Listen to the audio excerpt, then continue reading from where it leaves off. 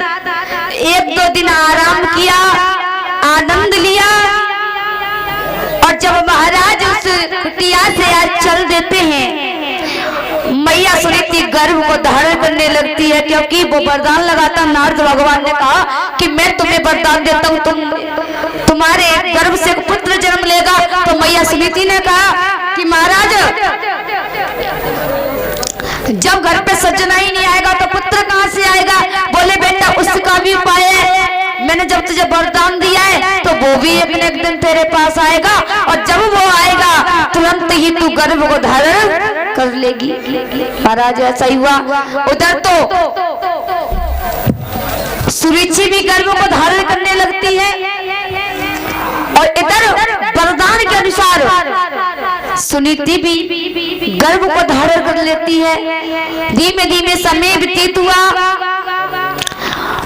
महलों में मैया सुरुचि के पुत्र हुआ, जिसका नाम संस्कार करवाया। बड़े बड़े विद्वान आए, पंडित आए, संत आए, वे सभी को खाना खिलाया, मुद्राएं देकर के विदा किया और अपने बेटे का नाम रखवाया। तो संस्कार में नाम उनका बताया। क्या बताया महाराज? ध्यान देना, मैं पूछ लूंगी तुमको।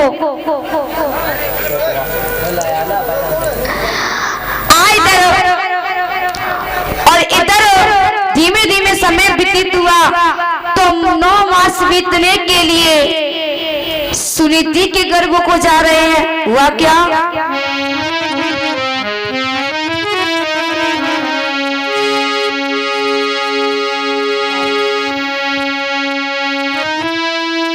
कि महलों के रानी के जब और दिन हुए थे पूर्व, अच्छे अच्छे व्यापारी मगरवा पहुंचे, बड़े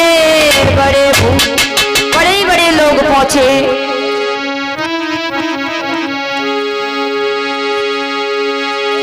धीमे धीमे समय व्यतीत हुआ तो नामकरण करवा दिया, और उस ही बंद काले उस बेटे का उत्तम नाम रखवा। जब नाम उसका उत्तम रखवा दिया तो वहां से चले संत भगवान। रास्ते में ले बेटा को खड़ी थी सुनीति ना। जैसे वहां से नाम रख करके आज वापस लौटे तो सुनीति भी अपने पुत्र को लेकर के और उसी घनघोर जंगल में खड़ी होकर के और संतों का रास्ता पकड़ के खड़ी हो जाती। बोले महाराज कहाँ से आए हो? कि हम उत्तानपाद महाराज के दरबार से आए हुए, महलों से आए। बोले क्यों? ऐसी कौन सी बात आ पड़ी जो आप वहां से आए हो? कि आपको नहीं पता? कि हमें नहीं पता। अरे सबको पता है, तुम्हें नहीं पता? कि नहीं पता कि महाराज की पत्नी सुरुचि ने घर का चिराग दिया है और उनके बेटे का नाम हम रखने के लिए गए थे। तो बोले महाराज वो तो बहुत प्रसन्न हुई कि हमारी बहन के पुत्र हो गया। बोले क्या नाम रखा गया? बोले कि उत्तम नाम रखा है। कि अच्छा, कि हाँ। तो महाराज मेरे भी बेटे का कुछ नाम रख दीजिए, मेरे भी बेटे का कुछ नाम रख दीजिए। मेरा कोई नहीं है। लेकिन मैया सुनीति ने अपने पेट की संत को नहीं बताया कि वो हमारी सौत है। प्रसन्न हुई, बहुत खुश हुई। तो आज चलते चलते वो संत भगवान और उस मैया के बेटे का भी नाम रख देते हैं, और उसका नाम रखा गया ध्रुव महाराज। बोले ध्रुव महाराज की।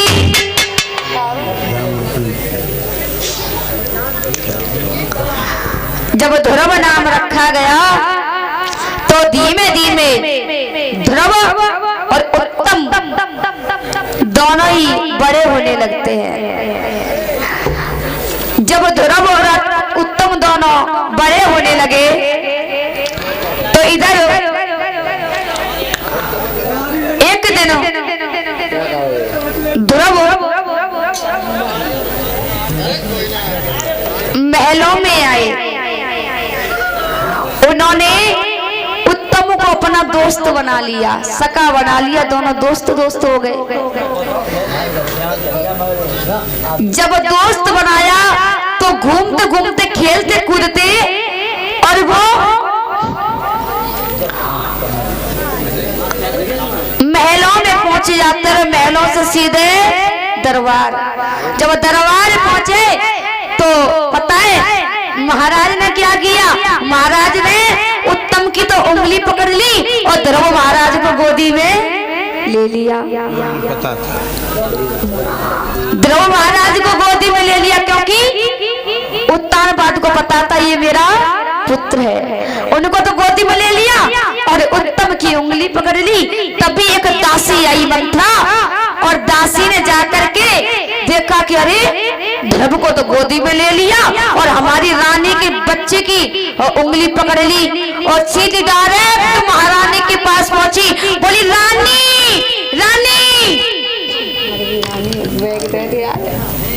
बोले रानी, बोले हाँ क्या हो गया, कह रहे आपको नहीं पता कि नहीं पता, अरे गजब हो गया गजब, बादल फट गए बादल, बोले क्या हो गया, कह रहे वो तुम्हारी सौत है ना, सौत सुनीति, क्या हाँ पता है उसके बेटे को तो गोदी में ले लिया है महाराज ने, और तुम्हारी बेटे की उंगली पकड़ के पाए पाए चला रहे हैं कि अच्छा भाई। अब तो सुरुचि लाल ताती हो गई और भागी भागी गई दरबार में, और ध्रुव का हाथ पकड़ के जमीन पे गिरा दिया और उत्तम को महाराज की गोदी में बिठा दिया।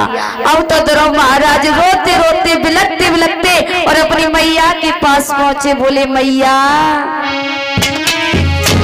अरे रोई रोई कहीं ध्रुव महाराज, ताली बजाना है, और मैया मोए मौसी में मारो,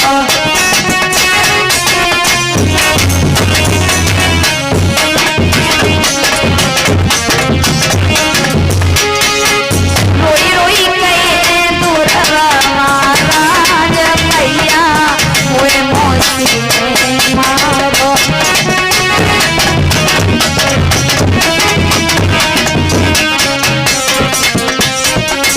और बोले माँ ओ मैया मोए तीरों बधाई दे, अरे कोई पिता मेरो मुँह बताए दे,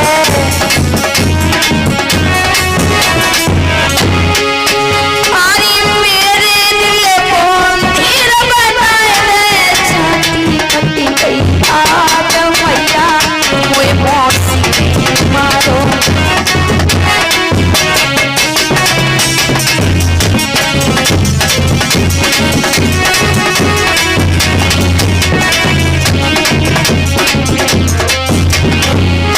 अरे रोई रोई कहीं ध्रुव महाराज, मैया मोए मौसी में मारो।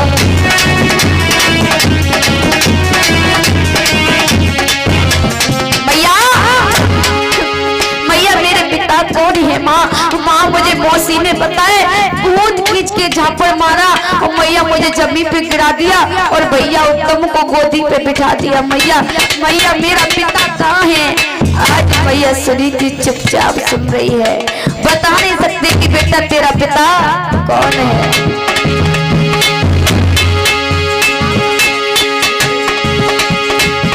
अरे रोई रोई कहीं ध्रुव महाराज, मैया मोए मौसी मारो।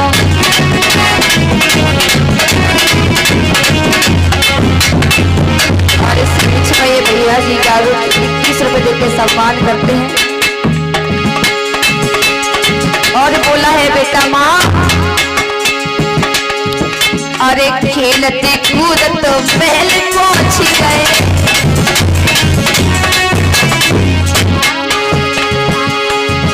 अरे खेलती कूदत महल पहुंच गए,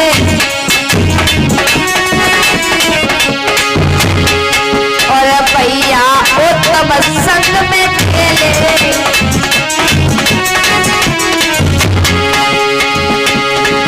और भैया फिर हम बने अकेले, और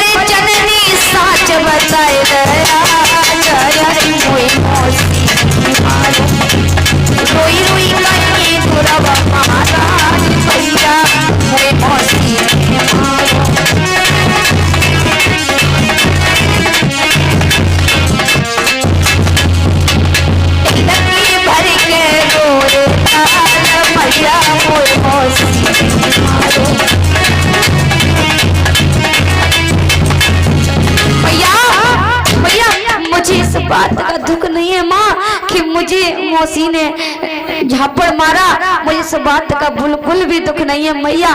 मैया दुख इस बात का है कि मौसी ने मुझे मारा और पिताजी सामने खड़े होकर के देखते रहे मैया, पर पिताजी ने बिल्कुल भी नहीं कहा कि क्यों मार रही है, इसकी भला गलती क्या है। माँ इस बात का दुख है कि अब वो मेरे पिता नहीं है मैया। एकदम से सुनीति के मुंह से निकल गया कि हाँ तेरे पिता नहीं है। अब तो बेटा और तेज तेज रोने लगा मैया, जब वो मेरा पिता नहीं है तो फिर कौन है, फिर उसे पिता का नाम क्यों दिलवाती हो माँ। बेटा तेरा कोई भी पिता नहीं है, तेरा पिता परमात्मा है, तेरा पिता तेरा भगवान परमात्मा है। बोले मैया ये परमात्मा क्या होता है माँ, परमात्मा क्या होता है। बोले कि परमात्मा ही बेटा पिता होता है। अब तो ध्रुव बोले कि मैया यदि परमात्मा पिता होता है तो फिर परमात्मा कहाँ है। मैं परमात्मा के पास जाऊंगा, मैं अपने पिता को वापस लेके आऊंगा माँ। महाराज आज ध्रुव महाराज कहने लगे मैया ऐसा करो, तुम तो नहीं बताओगी और तुमने तो ना तो बता ही दिया कि बेटा तेरा पिता परमात्मा है, तो माँ अब मैं घर में नहीं रहूंगा, अब मैं घर में नहीं रहूंगा। अब तो इस घर में जब घुसूंगा जब मैं अपने पिता को ढूंढ करके ले आऊंगा। बोले बेटा जा ढूंढ ले, तेरा पिता तू कहाँ ढूंढेगा, तेरा पिता तो तुझ में बसा है, तेरा पिता तो तुझ में बसा है और तू कहाँ भटकेगा। बोले माँ मेरा पिता कहाँ है, कहाँ बसा है, छोटे से तो थे। बोले माँ कहाँ है पिता, देखो मुझ में तो कहीं पिताजी नहीं बसे। बेटा जो तेरा ये शरीर है ना जिसमें जीव है वही परमात्मा है। बोले कि माँ वो परमात्मा है नहीं है माँ, मुझे बस मेरे पिताजी चाहिए जैसे उत्तम के पिता है। बोले बेटा मैं कैसे समझाऊं कि तेरा परमात्मा पिता है। तो ठीक है मैया अगर मेरा परमात्मा पिता है तो मैं जाऊंगा, मैं यज्ञ करूंगा, मैं तप करूंगा, जाप करूंगा और अपने परमात्मा को लेकर के आऊंगा। आज मैया सुनीति अपने बेटा से कहती है कि बेटा ऐसा करो, आप कहाँ जंगल में भटकोगे, आप यहीं पे परमात्मा का नाम लो, जहां जहां तुम देखोगे वहीं वहीं परमात्मा मिलेंगे। बोले नहीं मैया आप घर पर हो और मैं परमात्मा को ढूंढ करके लेके आता हूँ। और जैसे ध्रुव महाराज ने मुंह को फेरा तो मैया ने ध्रुव महाराज का हाथ को पकड़ लिया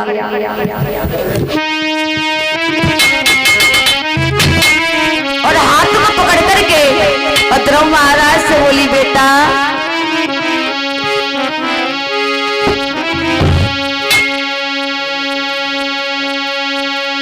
बेटा मेरे लाला मेरे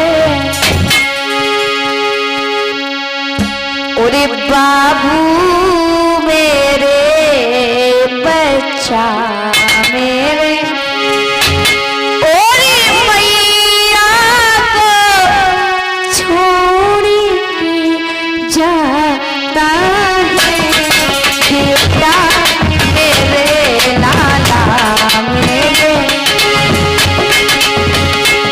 मैया को छोड़ के जाता है।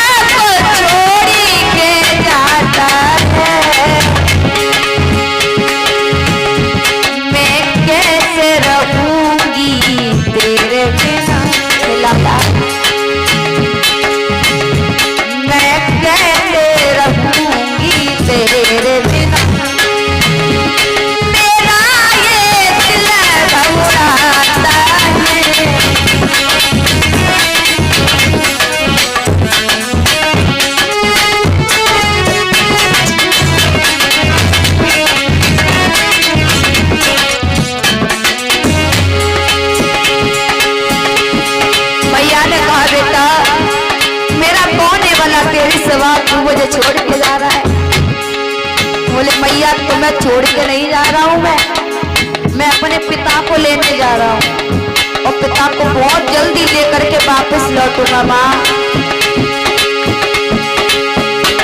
बेटा मेरे लाला मेरे क्यों छोड़ी मामी को जाता है।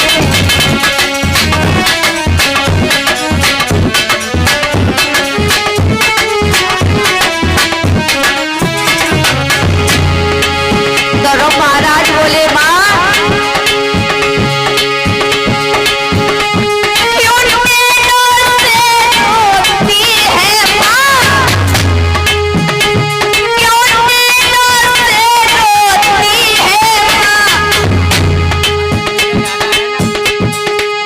वो तेरा पति ढूंढ के लाता है। क्यों रो रही है माँ? बस थोड़ा दे दे समय मुझे, बस थोड़ा दे दे समय मुझे, अपने पिता को लेके आता है।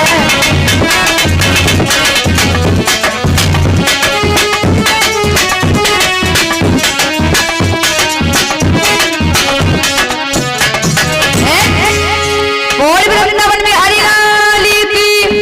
हमारो नाम जलाई दो को बोलो पहले। अब तो महाराज धर्मजी चले और अपनी मैया से बोले अरे मत ना रोवे मेरी मैया और तूने ननसी नीर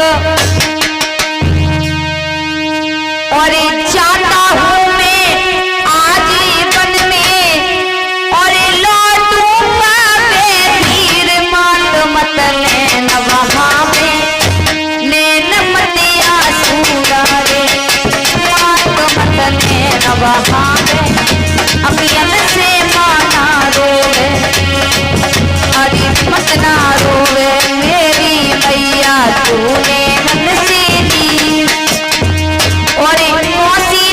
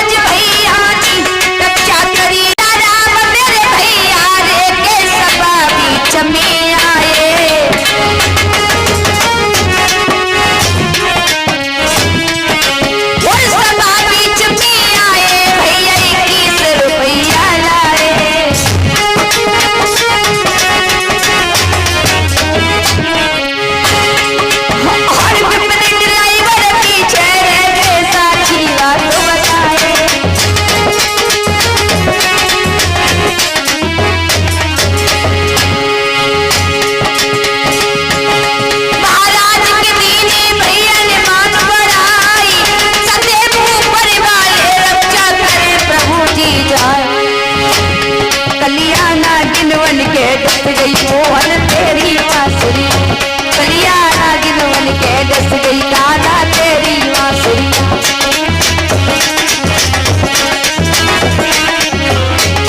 ओ तेरी बांसुरिया, तेरी बांसुरिया, तेरी बांसुरिया, कलिया तेरी बांसुरिया, कलिया नागिन बन के डस गई। वो सच्ची दरबार की तेरी बांसुरिया, तेरी बांसुरिया, तेरी इतनी ढोलक चढ़ाते जाकर भोले बाबा का विवाह होगा, सभी भारी से भारी संख्या में आए। इतनी बढ़िया कथा होगी कि आप भी ये कहोगे हाँ भाई पहली बार हमारे गांव में किसी भोले बाबा की बारात निकली, बड़ा आनंद आएगा। और आ जाइए महाराज कथा की तरफ गौर करते हैं। महाराज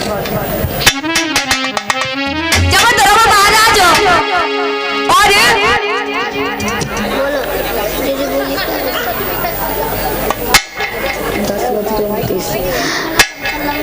जब धर्म महाराज और घनघोर जंगल में तप करने के लिए पहुंचे तो वहां नारद बाबा आ जाते हैं।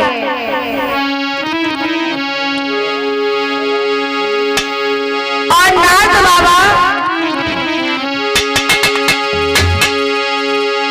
और धर्म महाराज से बोले बेटा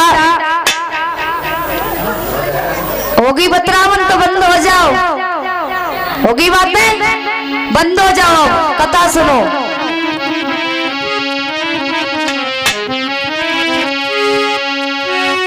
क्या प्राणी गवाई में आयो वे छोटो बेटा,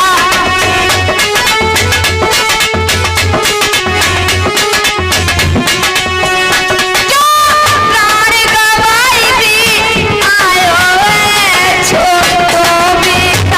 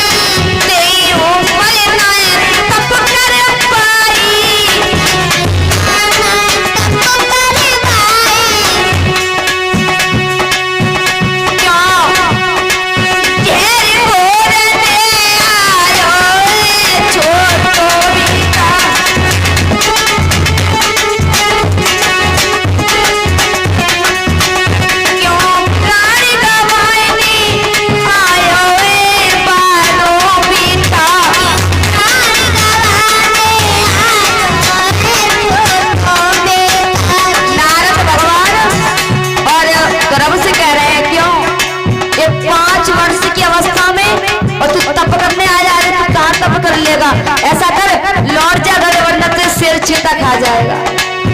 धर्म बोला तप करने को आया ओ सुनियो बाबा, तप करने आया सुनियो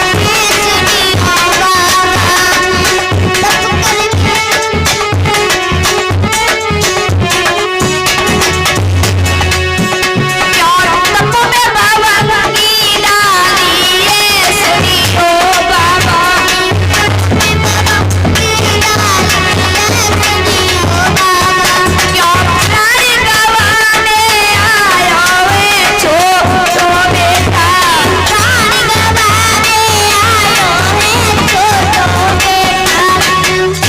बाबा मैं प्राण गंवाने नहीं आया।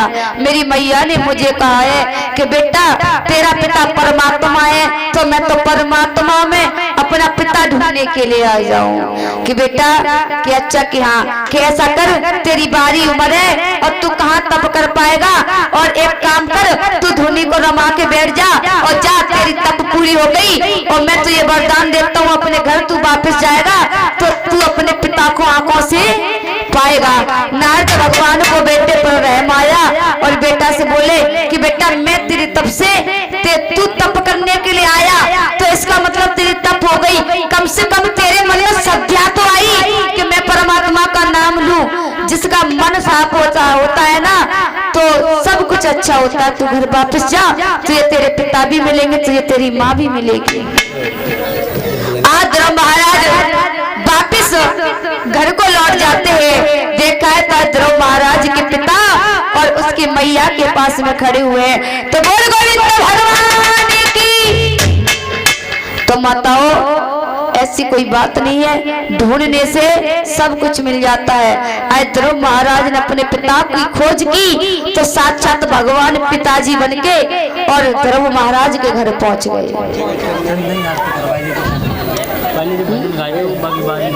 माताएं बैठ जाओ, ज्यादा नहीं, आधे घंटे और बैठ जाओ, आधे घंटे में कथा विराम कर देंगे। फिर तो भाई कथा का हमने टाइम 7 से 12 दिया है, तो फिर क्यों जा रहे हो, बैठ जाओ। दिन में कोई आता नहीं है, रात को भी बैठते नहीं है, तो भैया कथा कैसे। उधर ही पीछे